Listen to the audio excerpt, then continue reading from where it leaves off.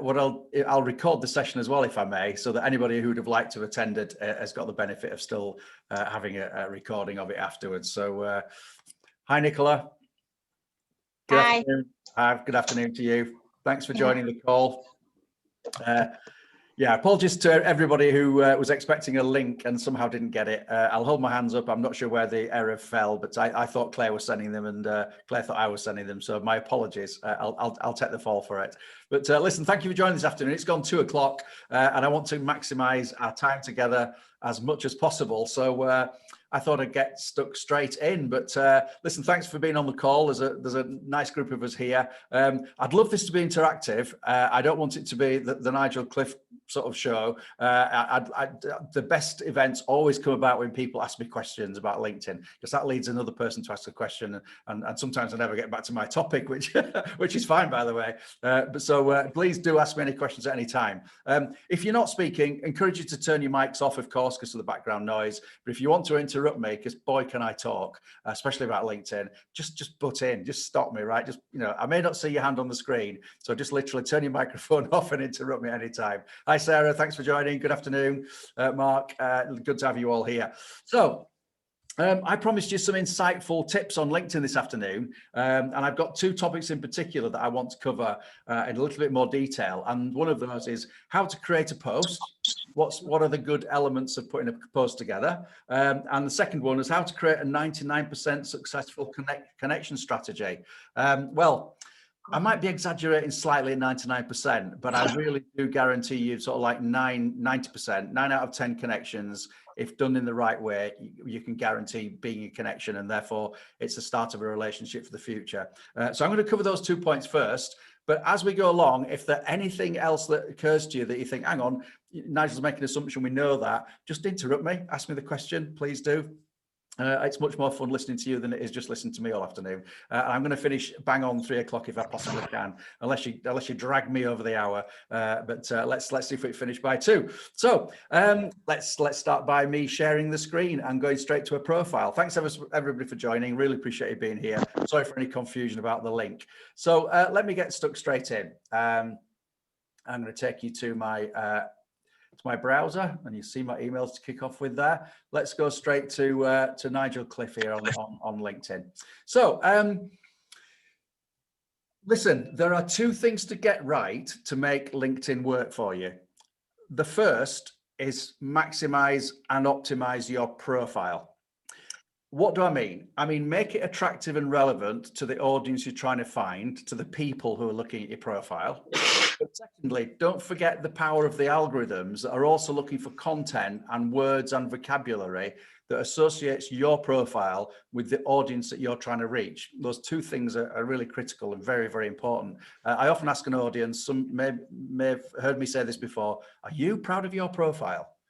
And when I asked that, when I could do that stood up in front of an audience, I wish, then, I'd ask people to sit down if they weren't proud of their profiles, having made them stand up if they're on LinkedIn. And, 90% of the room always sat down.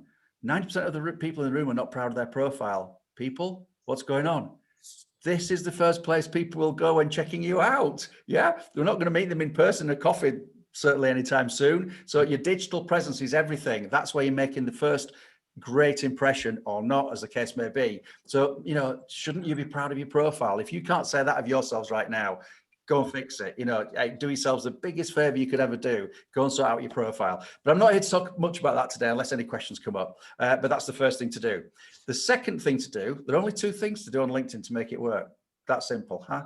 The second is engagement on the platform.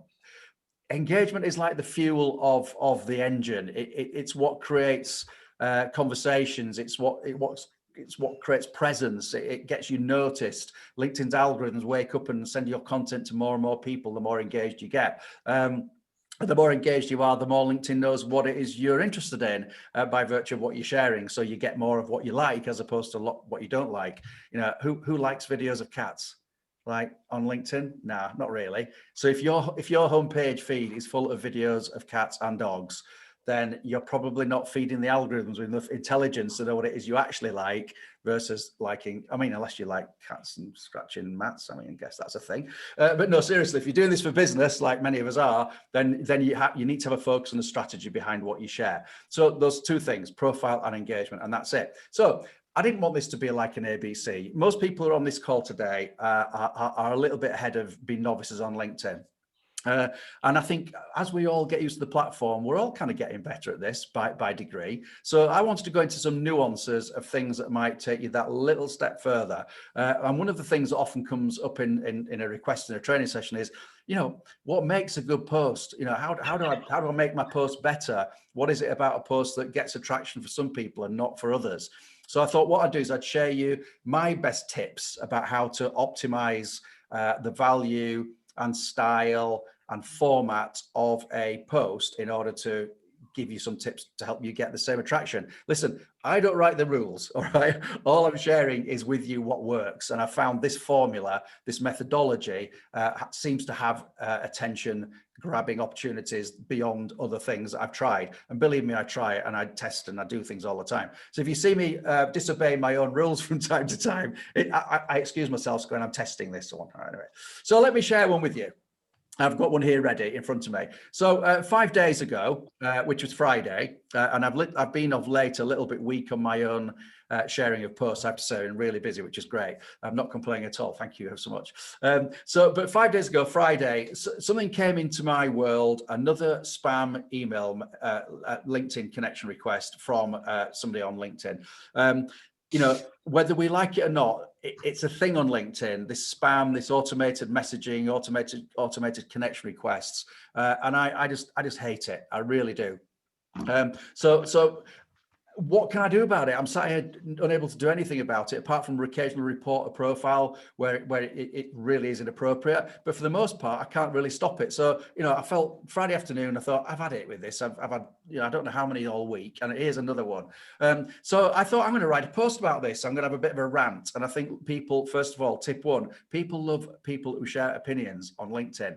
Nobody wants to be grey, okay? If you've got opinion, providing you are respectful of the audience, that's a must, then, people love people who share opinions. So let me show you the construct of this particular post that I did on Friday. In fact, it's the last one I did. I've not done one, had time to do one since. By the way, frequency of posting, another question, another tip, twice a week. If you're producing something of quality twice a week to your audience, then that's quite sufficient to keep you engaged, to keep your audience stimulated with content. You don't need to be doing something every day. You certainly don't need to be doing multiple times a day. How can anybody be on LinkedIn coming up with 2 pieces of content a day and ever doing the day job? You've got to question that, haven't you? So 2 quality pieces of content a week are all that's needed. Sometimes I plan it, sometimes I don't. If a week goes by when I don't share anything, that's also cool, because I've built up if you like, an inertia where my content and my activity is such that I don't necessarily need to be posting in order to sort of keep my profile active by engaging with others. But if you're at the early stages of, building that confidence on LinkedIn, then I urge you to try and get to the point where you're doing something twice a week in terms of posting some content that will get you, you noticed by the audience. So let's break down this particular post that I'm showing you in front of me. Thank you for those that are joining. I'm not seeing you all because I'm looking at my own screen. I really appreciate you being here. Sorry about the confusion in the link. I am recording the session so anybody can go back to the full Monty afterwards. So I'm going to break down what the elements of this post are. And there's nothing particularly unique about this. It just happens to be the last post I did. But I want to go through some elements of it that I'd like you to think about carefully. So the first thing, so this is the nature of the post. I've got some text in here. I've got some hashtags. And I've got an image which I've drawn from simply screen grabbing a couple of things that occurred on my LinkedIn experience and brought them together as an image and just posted it as an image-based post. And just to give you some sense of the appreciation, if you want to call it, of that post, it's had 17,000 plus views, 163 reactions, as LinkedIn calls it, and 170 comments. And I'm going to come back to that in a few moments. So, by the way, that is a those numbers are good. They stroke my ego. 17,000 views. I'm happy. Yeah, as I think we all would be with that kind of number. I don't get that on every post. Let me be perfectly honest. It just happens that one obviously triggered people's imagination. So the first thing I would say to you is, please don't be put off, lack confidence to just post. In the beginning, when you're starting off on this journey, you might get a dozen, 50, 100 views. You might get 1 or 2 likes. You might get no comments. Okay. Just keep doing it. I guarantee if you keep doing it, your audience will grow and things will build, and it will get better and better. But of course, the algorithms haven't kind of woken up to you on day one. So just because you post it doesn't mean they're going to come. Having said that, let me tell you a little story. This morning, a lady who's on the 6th week of my 7-week training course said that she put out her first video post. Congratulations, Moona. Her name was Moona. And so she got the bull by the horns down. Nigel said, look, video's going to be so powerful, so I'm going to put up my first video. And she said, I did it late at night. It was really awful, but I just thought, I need to do this. I've got to get over this hump, and I'm just going to do it and post it. And from that one video, she's had a call for to request a Zoom meeting with her from the leader of the local council, right? And 2 direct enquiries as a consequence of what she said was a really poor video. Now, flipping out, if that doesn't get, convince you to do something, that was the very first video, by the way, and she's not a regular poster. So what immediate success is that? That's fantastic. And that happens so frequently. You've got to be in it to win it. I don't know who said that, but it's awful, isn't it? But sorry, yes, makes me aged that. Anyway, going back to the point, let me tell you about this post. You've got to grab my attention. Okay, so you see on the first line, I've just simply said quite something short and simple. I'm on a mission. Okay, that causes you want to know a little bit more, does it not? Second line, I don't care. Ooh, where's Nigel going with this? If you saw that opening line on pretty much anybody's post, you kind of prick your ears at what's going on here. I need to know more. So you need to capture my attention. It's a bit like a newspaper headline. If the newspaper headline doesn't capture my attention, I'm off reading the next headline, and I'll stop when I find a headline that catches my attention. So bear in mind that your LinkedIn audience is not there to consume War and Peace. They've come to have an experience, to learn, to share, to see what their network are up to and what their colleagues are doing, et cetera, et cetera. So they don't want heavy stuff going on. And you've also got to capture their attention. There's a lot of things coming through their homepage feed that they're not always going to rest their eye on unless it catches their attention. So that you can almost spend as much time, I would suggest, thinking of the headline that's going to capture the attention as much as the rest of the post, right? I'm not being extreme. If you don't get them on the first line, you ain't got them at all. So that's the opening stance. What I also do then is I tend to have it shorter than a line length, so that I can have a space and I start another line. There's something about when you see the 3 lines that are available to you on a post, if that looks like it's too heavy on the text, it kind of, the eye doesn't take it in, the brain doesn't take it in, and I kind of move on to the next thing. So there's something about being a little bit shorter and snappier within the first 3 lines that gets people's attention more than giving them a big block of text. Don't start banging your hashtags in the first line. Don't start putting your links in the first line. That's going to fail. So just capture my attention with something that's going to make me want to read on. Tip number 1. Tip number 2, you'll notice on this post, there's quite a lot of white space.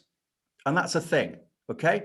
I don't ever want to see personally big blocks of text on LinkedIn, big paragraphs, long paragraphs. It just like puts me off. Now, maybe they've got the attention span of a gnat, probably have, but I think most people actually like things displayed in a way which is easy on the eye.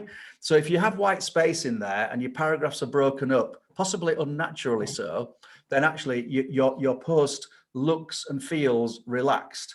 And I think that's a really important feature. I don't like seeing big blocks of text. It turns me off. So break it up unnaturally, if you like, just to make it a little bit relaxed in how it looks on the eye. Fundamentally, your post has got to be valuable, all right? It's got to be giving something to the audience that's reading it, something that opens their mind to an opportunity. It's giving them a tip. It's sharing knowledge. So it will often come down to a skill set you have that you want to share. That is such a powerful underwriting structure, shall we say, of sharing content on LinkedIn. Share what you know. How do people know what you know if you're not sharing it? Yeah, it's obvious. So if you're sharing your expertise and giving examples and things you've learned on the journey of how you've grown that expertise, then people really value that because they don't know what you know. you begin to take what you know for granted often. I certainly do. And then somebody asks me a question, I go, really? Do you not know that? And of course, a lot of people don't know that. So actually sharing that as a piece of content is a really valuable tip. So sharing knowledge is a really fundamental part of it. As we go down this post, the other thing to do is towards the end is have a call to action, marketing speak, ask people to do something. So that's, ask them to, if you agree with me, I'd love to see your comment on the post. Am I the only one thinking this? Just invite people to join the conversation that you want to occur on the post below. Because if all you do is broadcast, then you're not inviting conversation, and you might get likes and reactions, but you're not going to get commentary. And commentary is where the gold occurs. That's where the conversation lies. So it's really important to invite people to make comment by asking a question at the end of the post. So you've opened it, catching attention, you're leaving the post with a call to action. Really powerful stuff. That's another tip. What else is occurring inside this post? We've got white space. We've got hashtags. I'm coming back onto that. You might link a person occasionally if they're relevant to the post. So here in this post, I've actually linked to the CEO of LinkedIn. Now, I rarely do that. That's a bit like clickbaity. But in this instance, I'm fed up with a guy because he's not sorting this spam deal out, okay? And inside the quality of this post, I'm saying, hey, wise up, fella. If you don't get a grip on this, you're going to lose your LinkedIn audience. So it seemed appropriate to tag him in on this post.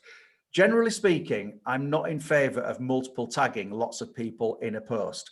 Unless they've got a direct relationship with the content inside that post, I really do urge you to consider not just tagging people because you'd like them to react or comment. It's a bit kind of rude in my opinion. But if they've got something to add to the conversation because they're the expert in the field that you're addressing, then by all means tag them in. That's really useful and valuable. But as a principle, just don't tag people if you think they might have a good audience that you might therefore reach as a consequence. Probably not good etiquette. But do tag people that are relevant. So next point. You'll notice that this particular length of text is not short. So there's quite a few paragraphs there. And this is deliberately so because it touches on an element that's contained within the value of a post that people like me call dwell time. Okay. So this is a thing now on LinkedIn that we've begun to realize is happening. And therefore, the more content, valuable content your post has got, the more people dwell on it, they spend longer on it. LinkedIn's algorithms are clever enough to notice that people stop in the scroll, they hold on your post, people take longer to read it, the dwell time increases, and therefore LinkedIn's algorithms go, people are finding this interesting, we'll send it to another round of people. Those people dwell on that. LinkedIn says, these people are finding it interesting, we'll send it to another round of people. So what happens is, this is where your post gets amplified and the value of your post goes to a wider and wider audience, one of the factors being dwell time. So that doesn't mean to say that every post needs to be 1,300 characters long, which is the number of characters you can have in the post on LinkedIn. But what I'm saying is be careful about making it too short, because that may not be serving your interest in terms of the dwell time factor. So more often than not these days, unless I really have something short and sharp to get across to an audience, I'll deliberately, add more context to the value of that post in order to improve that dwell time. So there are a number of tips to just keep us going. Hashtags. Can't ignore the value of hashtags on LinkedIn these days. Really, really important feature. So LinkedIn themselves said quite recently that the maximum number of hashtags one should have on within a post is 8. They used to say it was 3 not too long ago, but I think they relaxed that a little, thinking that perhaps that was a little bit restrictive.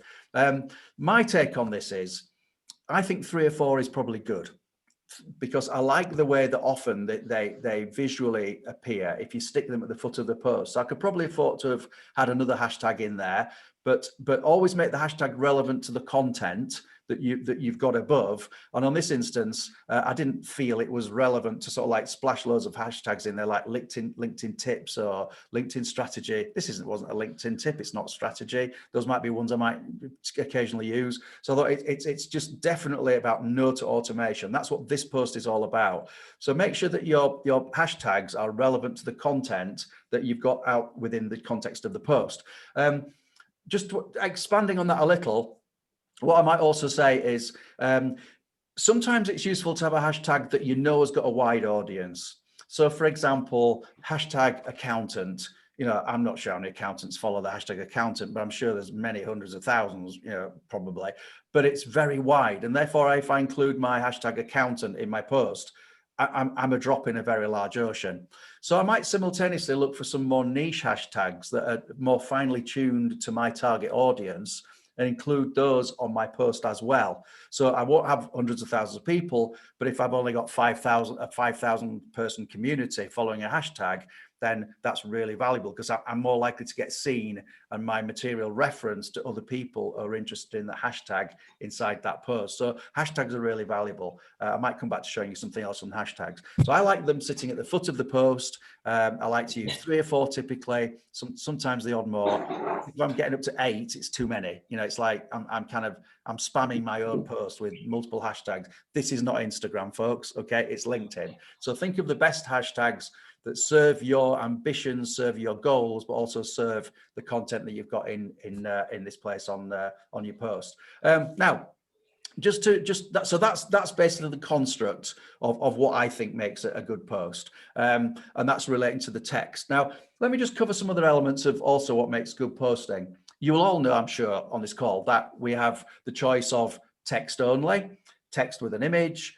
We can have a video with supportive text. We can have a document that we scroll through, page by page. My thinking around this is I don't want to feel like I'm routinely doing the same thing.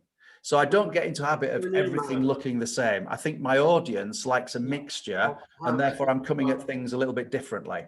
So one time I'll do a text only post. The next time I might do a text with image, I might do a video, I might do a document. And they all work. And I think it's the mixture of actually mix and matching in that lot up that actually creates success in the end. Some of my most attractive posts have been video, but then some others have been text only, literally, and really sometimes quite short. But you can easily get the Zoom back. That sounds like Harold, if I recognize his voice. Harold, would you mind, if it is Harold, do you mind muting your mic, please? Thank you. So those are some elements of keeping it mixed. And if you've not got into doing video, then video is a really powerful medium. What about this as a little tip? I'll throw this in here. If you could scroll down to the featured section on LinkedIn, let me just see if I can find that. I'll just go to another page. Browser's waking up. Let me go to my profile. What about doing this on your homepage, on the featured section? It will be showing. Harold. Yeah. So if I look at the profile page, go down to the featured section. Here's a little tip for you about video. And if you haven't got a featured section, I'm just throwing this as a tip. Features is really powerful, rich media to demonstrate how you can help somebody, how you can attract them to some content, something interesting. You can put all sorts of things in there. You can put links to external content to your website, to a document explaining what you do. So there's multiple things you can do with your featured section. But what about something like this in your featured section? An introduction video of you to the person who's visiting your profile for the first time. So, okay, position yourself to camera. Okay, right, let's find my, right. Hey, thanks for visiting my profile today. Really grateful you got this far. I'd love to have a chat with you if I can help you on your journey of making LinkedIn work for you harder and better. Thanks ever so much for getting in touch. I look forward to helping you. Here are my contact details below. Let's have that conversation soon. Bye for now. Now, that's rubbish, okay? But you see, that's not complicated. We've all got a smartphone. We've all got one of these, okay? Set up the tripod, have a look at the camera lens. There's I've not got time to go through all the video etiquette and manage, but that's really not difficult. A little introduction of you to camera, put in your featured section as a direct upload via your mobile phone. Perfect. That's a real way of getting yourself across and your values across, and people connecting with you in a way that's got some personality around it. And there's nothing stopping anybody doing that. There really isn't. So have a think about that. So I'll just take a breath for that. Has anybody got any questions in relation to how to create a post that I've just gone through?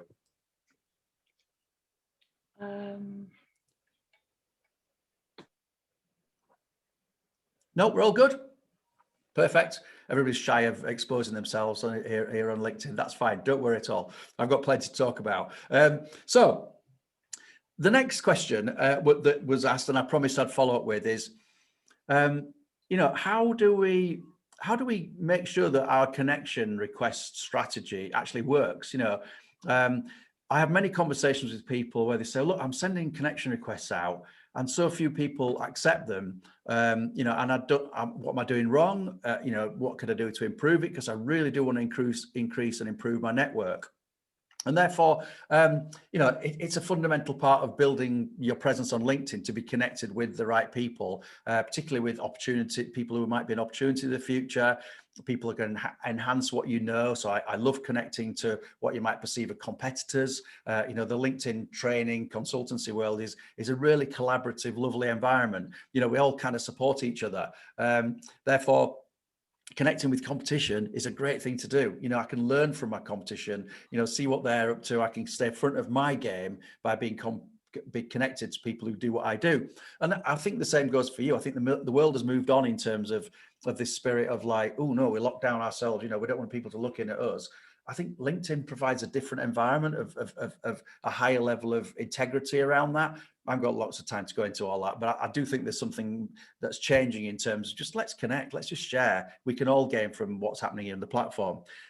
So those people who are struggling to extend that network, let's examine a couple of things that go on in that process.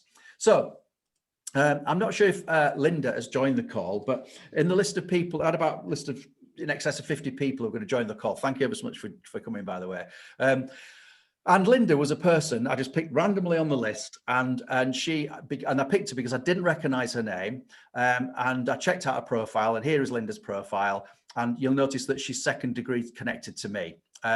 Linda said she might join the call. She was a little bit delayed, and I hope she's on, and I have had her permission to record this, and so I'm not exposing her to the world without having had a permission. So that's fine, Nigel, you go ahead.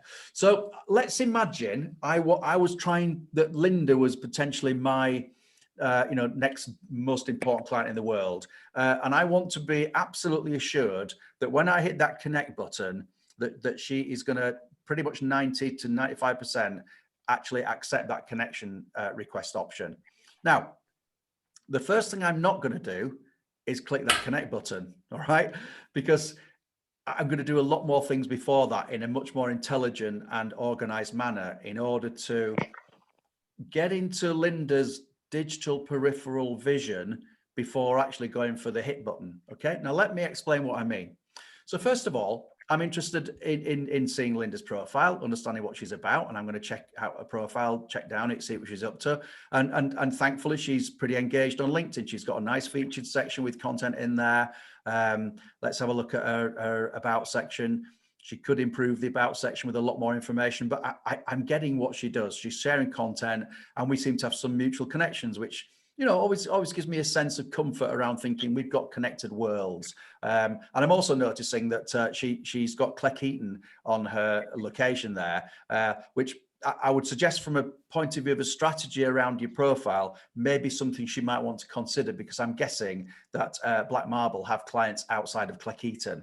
And I wonder if that just makes it appear a little bit colloquial. And I wonder if perhaps she might have Leeds or even just have United Kingdom on that profile. But what I spotted about Cleckheaton is that's where I went to school. So I went to a school in Cleckheaton, and therefore I've already got some synergy with Linda that come a conversation down the line I'm going to remember I could potentially use in saying, hey, we've got a commonality. Because it's by joining the dots on each, with each other as individuals that conversations happen. And when we can see little touch points of commonality, it means we've got a conversation, whatever that is, location, age, where we've come from, how we've traveled to an event one day, what industry sector we're in, etc., etc. I'm going to come on more to that in a minute. So I'm looking down Linda's profile to establish what's going on. And the very first thing I'm going to do is I'm going to actually go into the activity section to see what Linda is actually doing and engaged with on LinkedIn. So I'm clicking on this option here, and you notice and I do this with so many people, when I look at anybody's profile wishing to connect with you, I look at this place as well, and it comes up with all activity. So I'm going to go straight to posts here, because I'm kind of interested in what Linda feels is important to push out into the world herself. And just scrolling down here to see what she's interested in. Now, first of all, there's something already intelligent happening behind the scenes by the fact that firstly, I've looked at Linda's profile, but also now I'm engaging in her content, even by looking. This is an algorithmic trigger to let the algorithms know that I'm kind of interested in this person. So already there's something stimulated by an interest factor, which is helping the relationship we might have for the future. But I'm going to look down here and I'm going to examine the kind of content that Linda's posting. And I'm going to find an opportunity where I can to potentially engage with that content. Now, I'm going to do this for the purpose of illustration only. Let's find a piece of content that looks a little bit different. So let's say, well, this one sadly hasn't got any interaction at all from 6 days ago, and I'm going to explain why that is in a moment. But I'm going to like this. So I am suddenly going to become Linda's best buddy because nobody else in the world is like this. I'm going to like it. All right. I'm going to put my little moniker on there, and because I've liked it, Linda will get a notification that Nigel Cliff has liked your post.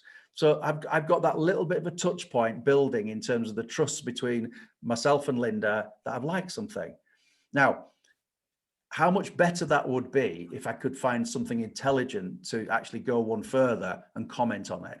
So a comment, in my opinion, is 20 times worth a like. So if you can find something intelligent to add to a conversation, then it's super powerful in terms of, you know, building the level of engagement between me and Linda, but also me and all the audience that Linda has. Okay, so the reach of that comment is much, much greater than simply being lost in this midst of stuff. It's got an activity level way beyond this point. So if I could make a comment in here, I'm not going to do it right now. I'll be adding some value to this post. So I'm already now in Linda's digital peripheral vision. If Linda is spotting that I've looked at her profile, she'll see that I'm taking an interest by looking at her profile. Tick. I'm now interacting with her content, tick. And I might also even go into other activity here to see what also is stimulating Linda's activity on LinkedIn. And if she's engaged on other posts which have got interaction and interest going on, then I might say there's one here. So Anne-Francoise Wayne's, what about a chocolate eggshell? We promised for a week, right? Okay. Okay. It's not kind of my type of post because it's perhaps, although she's into chocolate, so that kind of makes sense looking at it. But let's say I was deliberately trying to influence Linda, and Linda loves this. She's given it a heart. Then I might also find a way of commenting on this, because it's likely, because she's commented on it, that if I then comment on it with something insightful, a notification goes into her feed to say, oh, this Nigel Cliff you don't know has commented on this. You may be interested in what he's had to say on something you've already liked in your feed. So you can imagine if I do this over a period of time, without ever appearing like I'm stalking Linda, by the way, that if I'm looking at her profile, if I'm interacting with her content, then there comes a point in time when I'm kind of feeling comfortable to Linda. So when I go back to the page that we looked at earlier, and I go back to Linda's profile, and I want to take this journey further, I'm going to hit this connect button, and I'm almost absolutely 100% going to add a note, because nobody wants to just to send an invite over LinkedIn, and I hope you don't do this, do you? Without a message. That's like standing next to somebody on the street and offering me a business card and said, shall we connect on LinkedIn? And they go, yeah, okay. And then they walk off and never have a conversation. What's that about? Weird. Yeah. And that's what a lot of people do on LinkedIn. They just read this. I want to connect with your LinkedIn. The other person goes, yeah, okay. Now your connection. What is the point of that? I don't get it. So for me, I always evaluate a connection request really carefully. And if you can add value to my life, or I can add value to yours, then let's be good friends. Let's be new friends. Let's explore this. Let's have a conversation. So I would always send a note, and that note may go something like this. Hi, Linda. It's been great to see your content on LinkedIn. I've really enjoyed seeing the things you've been sharing. I'd be honored to have you as a connection here on LinkedIn to share useful and valuable information. Hope you're having a great week. Best regards, Nigel. Okay. Notice what there isn't in there. No sales pitch. Yeah. We never, ever sell on LinkedIn. The minute you try and sell something on LinkedIn, you've failed. The very minute you hit the selling button, you've just knocked it into six. We're not here to be sold to, right? We're here to be engaging, to find it interesting and entertaining. But the minute we get somebody coming at us wanting to sell us something, they're an utter turn off. And the sad thing is, they might have wanted what you do, but they don't want it now. Okay, so if you'd have been patient and keep giving value, then over time, at the point when the opportunity for them is right, if you've been in their digital presence, they will come to you. They will ask you for support, and it happens time and time again. People approach me that say, "Oh, Nigel, I've really enjoyed your content. In fact, probably I've been watching you and reading your stuff for 5 years." And I'm going, "What?" And we're not even connected, and yet they've been watching my content for 5 years, never had a conversation, but now they're taking the moment in time when the time is right for them to want to have a conversation with me about how I can help them on their journey. How terrific is that? Yeah. So you're just depositing value over the long term, and this becomes like an inbound strategy of selling as opposed to an outbound strategy. So instead of me pushing my sale, okay, can I give you LinkedIn training? Yeah. Oh no, okay, sorry. Okay, I don't do any of that. What you do is you put value out when people think, actually, there's something about this LinkedIn thing I'm not really getting. I keep seeing this Nigel guy around, quite like what he does, share some useful stuff. Perhaps I should start my journey of inquiry with him. Yes. That is the formula we should adopt when thinking of a connection strategy and the engagement factor on LinkedIn. You don't know the timing of their desire, okay? So you just be there when they decide they want it. That is the point. So I'd always add a note. By the way, I've got templates, okay? Yeah. So I don't type something out every time. So once I've constructed a number of templates with a number of variations, I can send a template, and it takes me a couple of seconds. Insert name here, change a date there, change something about it, make it totally personalized so the person receiving it doesn't think it's a bot. They're really important. Then you send that information to them, and they're likely going to see that in their inbox. They'll see the message and think, "Oh yeah, I've seen Nigel around." They'll feel completely comfortable to accept that invitation, and they go, "Yes." Now, most people, after they've clicked yes, that's it. End of. Don't do anything. What a shame. What I always do is I have a supplementary message to them that when they've accepted the message request, I go back saying, "Thanks ever so much for being a connection. Really appreciate that. I look forward to seeing you around here on LinkedIn." That's it. Because so few people do it, then you differentiate yourself already. You've sent a nice, polite introduction. You're thanking them for being a connection, and off the relationship goes. And from there on, I'm going to be adding value to you through my posts, through my engagement. But I'm also going to be sending you some direct messages every now and again of valuable information that I think you might enjoy. They're not going to be pictures. They're not going to be, "See my new website, have you seen my new training offer?" No. They're going to be something that's of value to that person. So I'm frequently looking out for valuable content around LinkedIn. Something happened this morning. A colleague that I did some training with ages ago is into global culture training for corporates. Not a world totally unrelated to mine, but I saw a post on LinkedIn that I knew Keith would really find useful. I said, "Hey, Keith, how are you doing? I haven't spoken to you for a little while. I came across this article, thought you might find it interesting. Hope things are going well for you. Having a great day."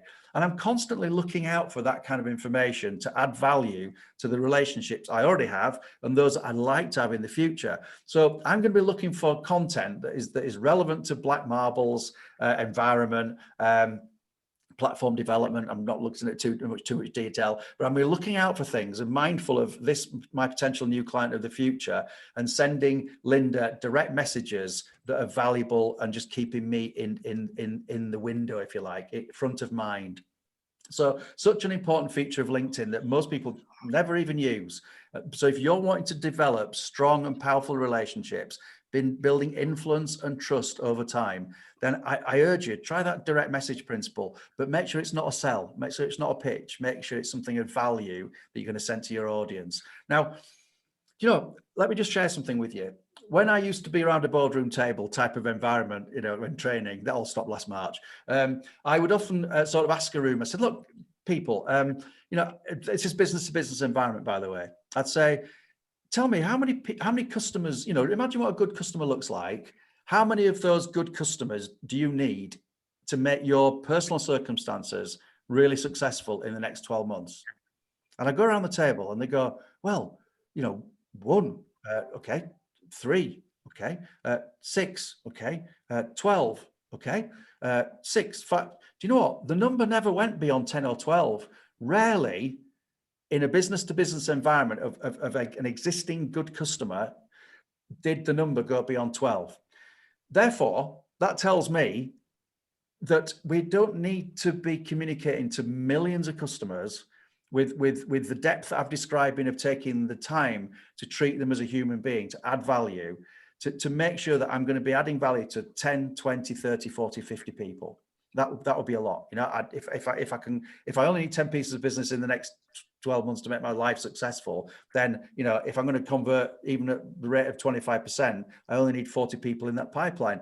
I can take the time and trouble to manage my relationships with 40 people. I really can. And so can you. So what I argue here is post and provide engagement and content that is absolutely directed at the target audience you'd like to achieve. Not because you think it's popular, not because you think you enjoyed it, not because it's a cat scratching a mat, because it's actually adding value to the cluster type of relationship of customer you're trying to engage with for the future. And then if you have that connection, you built the connection, and then you're engaging with that person on a direct message basis, you're just building trust, building trust, building trust. And at some point in time, when they're ready, when they need what you've got, they'll be thinking of you first, and they'll come back and ask you for, you know, how you may be able to help them on that journey. You've identified that they need your product or service up front, so that it's just a matter of time. I really do figure that if I do this well, it's not if, but when.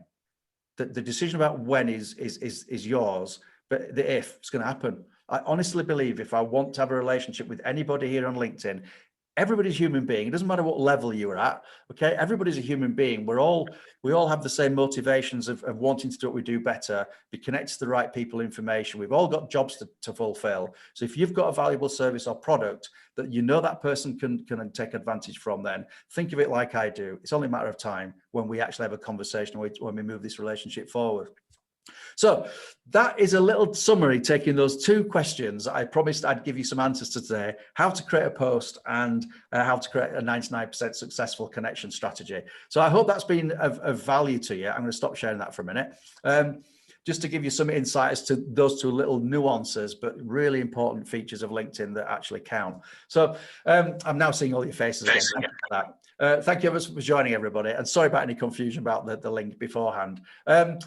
I want to open the platform to anybody who's got a question, because we've got 20 minutes or so left, a little bit less. And I'd love to sort of like go into anything that you want to ask about that may be relevant to your LinkedIn experience and how to become LinkedIn credible on this platform. So unmute your mic and fire away with anything you've got.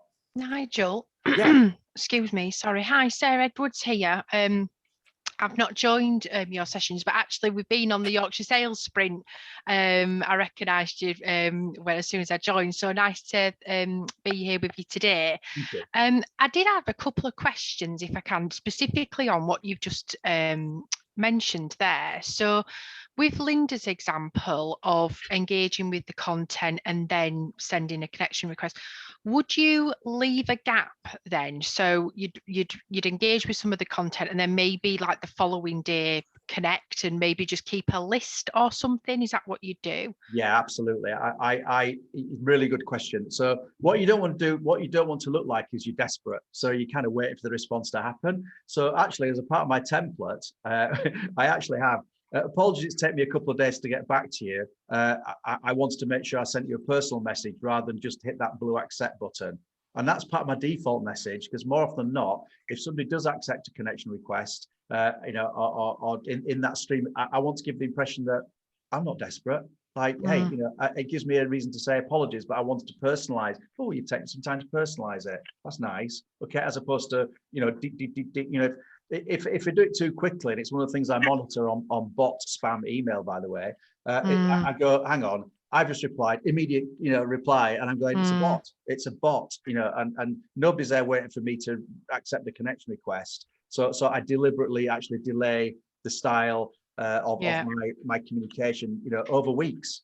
So going back to the Linda example, I might look at a profile today, and I might look at it again next week, not at the same time each week. That's stalking. So I might just leave it, a random distance between the moments which I choose to interact. So that it doesn't look like I'm automating it.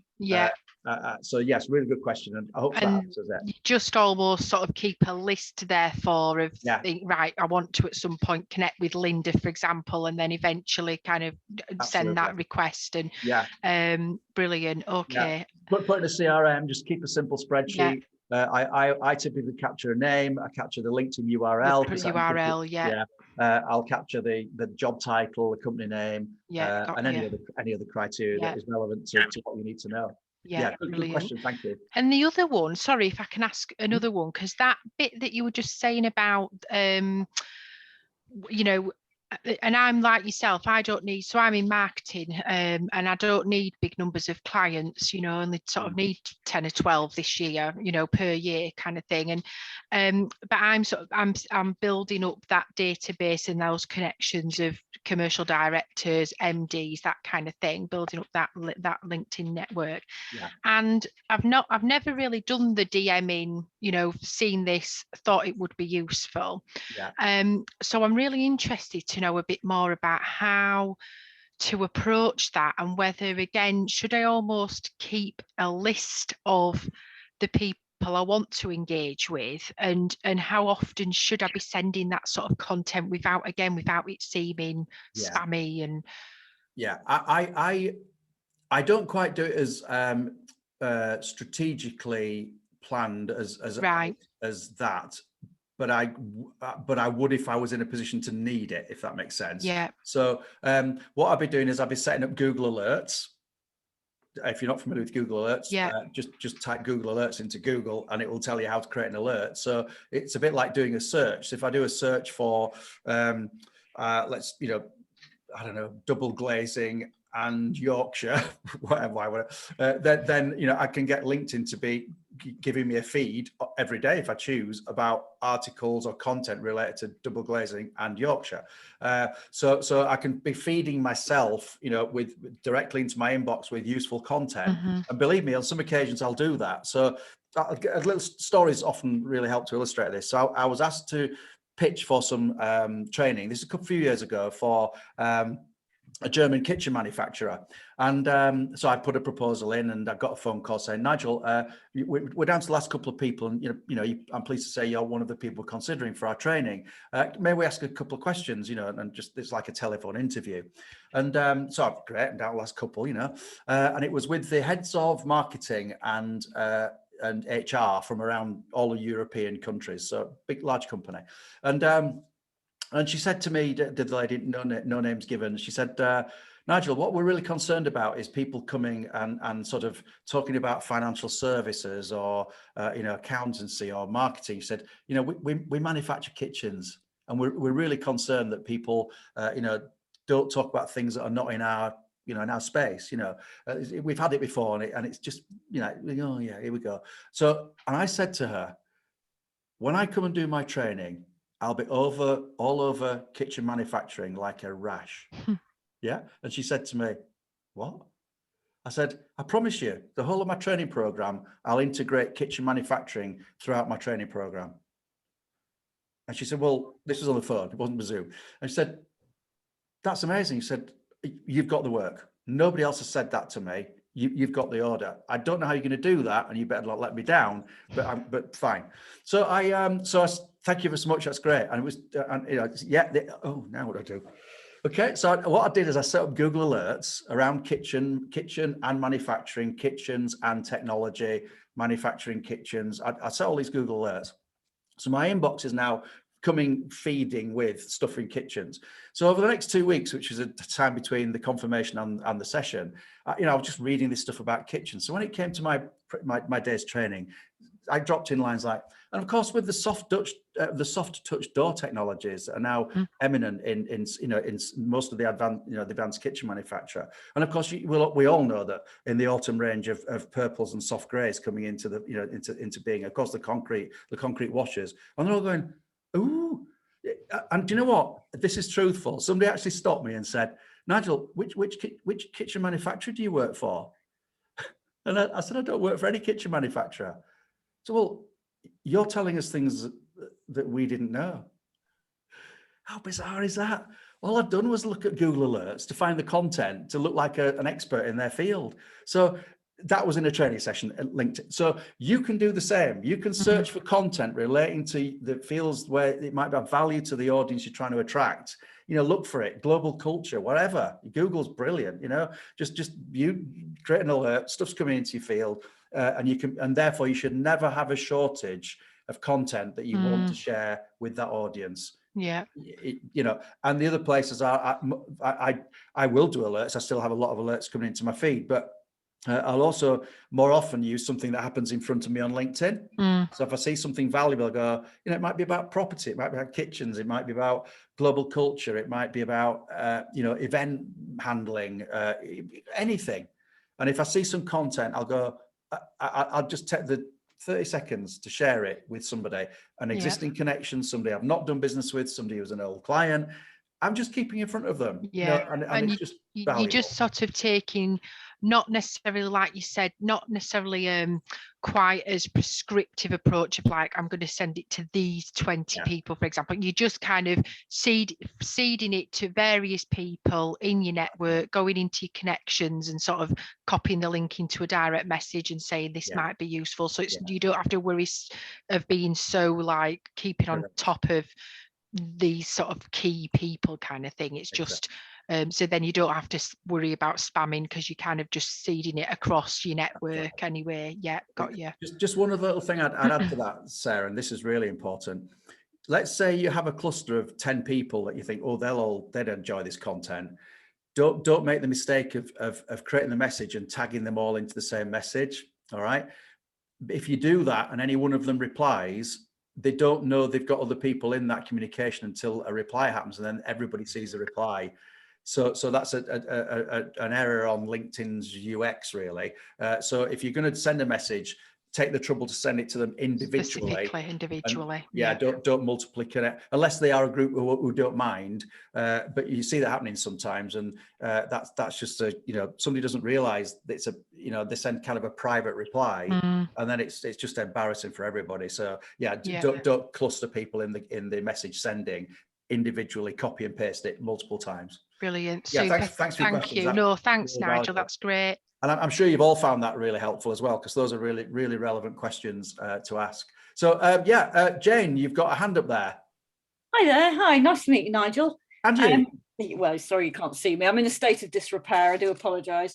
I've got a couple of questions, if that's all right. I'll ask them both together and then you can hopefully answer them. One is about hashtags, and is it worth making up your own, or is it better to sort of use the suggested hashtags that they throw up? The other question, just briefly, was just have you got any tips on finding relevant people to your target market? Okay. Finding relevant people, that's about search, really, isn't it? I could give you a whole 3-hour on search. So I think if you're let me just throw out the expression Boolean. And if you're not aware of what Boolean architecture is about, have I got time to show you this? Yeah, I have. Let me just, I can cover those 2 points. Let me just show you. So bear with me a second. So let's share my screen. So I'm going to show you something really, really stunning, really quickly, that might answer the question. So, okay. So I'm sharing screen here. This is one I made earlier. It just saved the URL. So in this instance, I was looking for finance directors in West Sussex. Okay. And this is a Boolean string inside Google as opposed to LinkedIn, but the architecture of this string is formed in such a way that it's searching on LinkedIn, i.e. site:/linkedin.com/IN. IN denotes the way that people are denoted on LinkedIn.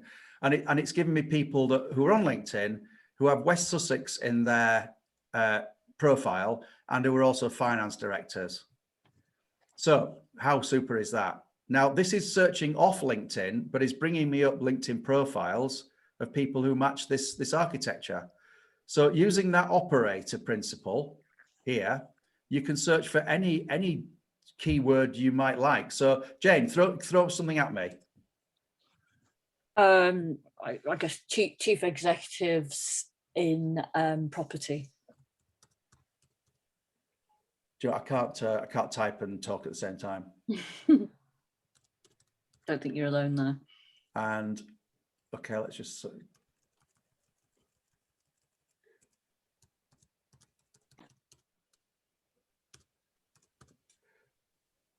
Perhaps I spelt it right, would help, wouldn't it? There we go. Chief Executive on Property, search. Now that's going to. This is telling me 4 million results, because you might imagine there are a lot of chief executives in property. Let me just give you one further filter. Let's just say I wanted to narrow that down to a location. Does that make sense? Uh-huh.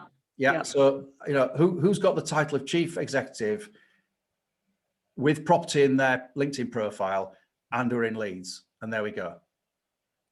So that's a fantastic. So that's an advanced piece of knowledge in relation to searching for your target audience just within that search string option. So what I find on LinkedIn is that the filters are much more limiting than allow me the flexibility to search on. So within Google, I can de-restrict any limitation on my searches, and they often will give me a more powerful route into my target audience that I've defined by certain keywords. Keywords are job title, correct, location, great, industry sector, property, construction. And what I might do also with that, I'm conscious of time, is I might narrow that down to what more granular information can I find out about chief execs that narrows my audience even further. So they might have a particular qualification. So I might actually then add a qualification by the MCRS, BA ONS, whatever it might be, and I might use that as a tool to really find my niche target audience, which might then come up with a few hundred people. But boy, if the chief execs, they're in property, there's 200 of them, they've all got this qualification. Yeah. There's my target audience nailed on. How powerful is that? So with a couple of minutes to go, hashtags. Again, let me share screen on hashtags. Hashtags are super important, and I wouldn't necessarily go with what LinkedIn provide you, because they're kind of driving the bus. I want to be in control of the hashtags. So these are the hashtags that I've added. They weren't the ones supplied or suggested by LinkedIn. So what was I added here? LinkedIn Credible Find Your Voice was the one I used there. Again, not provided by LinkedIn. So hashtags, I mentioned earlier strategy around how we should use them. But if you really want to understand the power of hashtags and what the audience is, then simply search for it here. So hashtag, let's just use the example that you've just come up with. Property. Oops. So you'll see if I hold it there, you've got various options of property hashtag that appear in the script there. So if I property investment, actually that's what I meant. Let's look at property investment. Fantastic. This will now tell me what audience size are now following property investment, and you'll see it's 13,934. Oh, so, right. Yeah. So if I want to influence my feed by having more hashtag property investment content coming into it, I'm going to do what? Hit follow. So now that's been added to the list of hashtags that I'm following, which is down the bottom left-hand side here. And therefore, I'm now influencing my feed by more content in relation to my interests. And these are things that I've got in my hashtag feed, which is helping stimulate the algorithms to give me more of what I want. So and once I'm in that, by the way, and I've followed that, I can go back to the feed that appeared when I first typed it in. And underneath here now, all this content will have in it property investment. So it's a bit like a Google search in the sense that all this content in here, let me just stop on one, will have in it somewhere property investment. So I can now find the movers, shakers, players, competition, property investment's going to be in there. So there it is. So I can be then, and this is another, so much to tell you. This takes me into other areas because I go, oh, property finance, oh, commercial mortgages, I might use those. Oh, I might use bridging finance. Oh, I might use real estate. So they actually inform me of other hashtags that people are using in the world that I'm trying to be influential and involved in. So there's a totally rich place to find out more by looking through the content that appears in that feed. Yeah, so, lovely. Thank you. Whoa, we've come to 3 o'clock so quickly. Thank you ever so much for joining me, everybody. You can see just from the things we've shared today, there's so much to learn and know and understand about LinkedIn.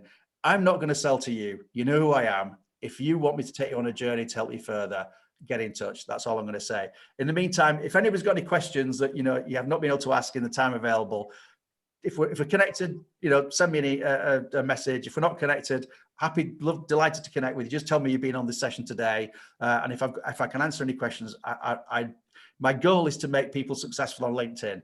That's what powers my drive. It's such an underutilized platform by so many people that could really benefit from it. So that's my goal, to make people successful on LinkedIn. So thanks ever so much for joining me today. I really appreciate it. Sorry if I didn't get a chance to answer all your questions, but do fire them into me if you got them.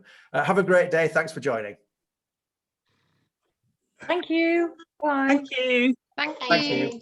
Thank you. Bye.